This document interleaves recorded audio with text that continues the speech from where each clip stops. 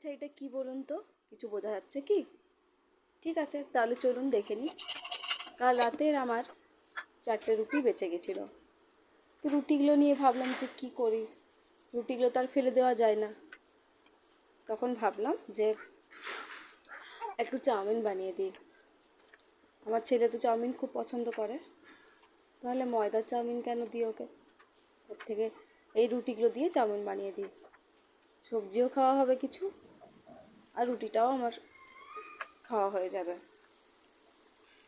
সেই জন্য রুটিগুলোকে একটু লম্বা লম্বা করে আমি চাউমিনের আকারে কেটে নিয়েছি। তারপরে একটু পেঁয়াজ কাটলাম আর একটা টমেটো দিয়েছি। আপনারা চাইলে অন্য আরও অনেক সবজি নিতে পারেন, যেমন গাজর, বিনস, ফুলকপি, মটরশুঁটি, আরও অনেক কিছু, যেটা আপনাদের মন চাই আপনারা নিতে পারেন। আমি লঙ্কা এখানে দিলাম না, আমার ছেলে ঝাল খায় না।